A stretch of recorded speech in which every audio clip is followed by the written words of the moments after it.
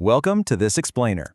Okay, so have you ever watched someone get hypnotized on stage and thought, come on, there is no way that's real. They're totally faking it. Or maybe you've wondered if meditation is, at the end of the day, basically the exact same thing as hypnosis? Well, today we're demystifying 3 incredible cognitive tools and discovering how they uniquely drive the human mind. We're going to take a really fascinating journey into the architecture of human consciousness. Our goal? To explore the complex relationship between mainstream clinical hypnosis, neuro-linguistic programming, and various forms of meditation. These are absolutely powerful vehicles of attention, but how exactly do they work? And what is actually happening inside our brains when we use them? So, right off the bat, are they all just the same thing? Let's dive into this question because, you often hear these terms thrown around together in the wellness space like some sort of cognitive smoothie, as if they're all just slightly different flavors of the exact same practice. But as we're going to see from the latest cognitive neuroscience and clinical research, while they absolutely do share some surprising overlaps, their core mechanisms, their goals, and the actual subjective experiences they create are incredibly distinct. Here is our roadmap for today. We'll start with demystifying clinical hypnosis, then compare hypnosis versus NLP. After that, we'll look at the shared traits between hypnosis and meditation, followed by their diverging paths in agency and awareness, and finally, how to choose your cognitive tool. All right, let's jump right into Section 1, demystifying clinical hypnosis. You know the old Hollywood tropes, right? Stage hypnosis is really just designed to entertain, using extroverts as props to cluck like chickens. But clinical hypnotherapy, that is entirely different. It treats the subject as an awake, active partner. Science has completely debunked these old myths. You absolutely aren't surrendering your free will, and no, you cannot get stuck in a trance. If the therapist literally just stopped talking, you would simply open your eyes or just drift off into a natural sleep. And contrary to this pervasive idea that it only works on the weak-minded, research actually shows the exact opposite. Highly intelligent and creative people often make the absolute best subjects simply because hypnosis requires immense focus, concentration, and the mental agility to follow complex visualizations. Now, even though the word hypnosis actually comes from the Greek word for sleep, EEG brain scans prove it's anything but that. Rather than sleep, it is a state of hyper-awareness. Think of the therapist not as some creepy puppeteer pulling your strings, but more like a personal trainer for your subconscious. Your body is deeply physically relaxed, for sure, but your mind is incredibly alert and focused, heavily utilizing your brain's natural capacity for visual imagery to safely target really deep-seated patterns. Moving right along to Section 2, hypnosis versus NLP. This is a great comparison. NLP, or Neuro-Linguistic Programming, is a conscious toolkit. It's focused on surface language and the how of change.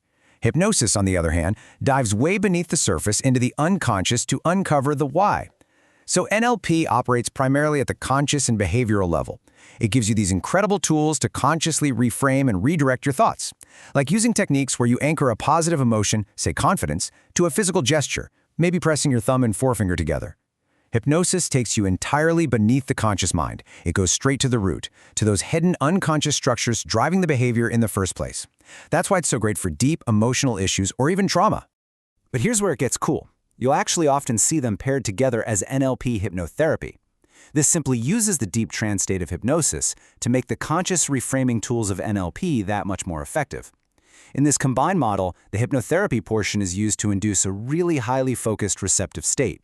And once your conscious critical faculty is relaxed and out of the way, the practitioner uses NLP tools, like the NLP swish, where you mentally overwrite a negative habit image with a positive one to rewire subconscious thought patterns. It is an incredibly goal-oriented and future-focused approach. Which brings us to Section 3, the shared traits between hypnosis and meditation. Take a look at these neurological overlaps, because they are staggering. Both of these states physically reduce stress responses and significantly alter the default mode network. Think of the DMN as your brain's background chatter, that constantly wandering mind center. Both hypnosis and certain forms of meditation, specifically focused attention meditation, create this deep physical relaxation paired with really intense mental absorption. Neurologically, we're seeing a massive reduction in the sympathetic nervous system, so your fight or flight response, and a huge boost to your parasympathetic tone, the rest and digest mode. Plus, functional MRI studies show both states involve changes in the frontal and executive networks, literally giving you enhanced, top-down control over your own brain. Basically, both are incredibly potent tools for mind-body regulation. They utilize deep concentration to override habitual responses, things like pain processing and involuntary emotional reactivity. In fact, clinical studies show that both practices can significantly reduce the intensity of chronic pain and depression over time. They act as these powerful vehicles of attention that help us de-automatize our reactions. So instead of automatically snapping when someone cuts you off in traffic or immediately focusing on chronic pain, you gain this vital split second of control. Whether you're using the self-guided practice of meditation or the hetero-induced outward guidance of a hypnotherapist, you are actively learning to regulate your internal state. Okay, but here's where things split. Section 4, diverging paths in agency and awareness. This right here is honestly a fascinating paradox. While mindfulness meditation aims to cultivate completely accurate meta-awareness, hypnosis actually relies on a temporary failure of it. It's a profound distinction noted across psychological literature. Mindfulness is all about seeing reality exactly as it is. You're cultivating highly accurate, higher-order thoughts about your own mental states. Hypnosis, though, to work effectively, it actually requires you to strategically deceive your own intentions. You literally have to experience a distortion in your sense of voluntariness. You have to feel as though the suggestions are happening to you, rather than being actively generated by you. So in hypnosis, your attention narrows immensely. You might even experience what's called a hidden observer effect, where you feel totally disconnected from your actions. Meditation, on the flip side, expands your awareness until the boundary of the self actually begins to dissolve. Hypnosis is heavily reliant on really vivid visual imagery and that narrow, absorbed attention.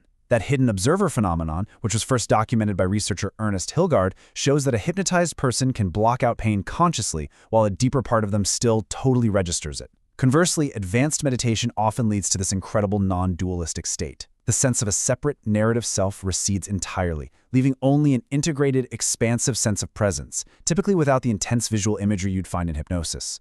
Mechanically speaking, the brain waves look different too. Hypnosis uses guided induction to rapidly plunge you into subconscious theta brainwave states. These are the exact same dreamy brainwaves you experience right before falling asleep. EEG studies reveal distinct topographical differences in the brain between the two. Hypnosis shows high alpha amplitudes in central and temporal positions, rapidly targeting those deeply relaxed theta waves for very quick behavior change. Meditation, however, relies heavily on autonomous mental practice, showing pronounced alpha frequencies in frontal positions, gradually and slowly shifting your brainwaves over consistent daily practice. So, Section 5, choosing your cognitive tool. How do we actually apply this? Well, if you need targeted, exceptionally fast behavior change, NLP and hypnosis are definitely your ideal vehicles. But if your goal is continuous well-being and heightened presence, you should really be practicing meditation. Think of it like this. If you're struggling with a specific phobia, trying to quit smoking, or you need to address deep-seated trauma or chronic pain, the rapid theta wave access of clinical hypnosis is unbelievably effective. If you just need a quick behavioral reframe or a fast boost in motivation, the conscious tools of NLP hit the nail on the head. But if you want to fundamentally change your baseline level of stress, cultivate patience, and develop a really clear, accurate awareness of your own mind over the long haul, the gradual, autonomous practice of meditation is unmatched.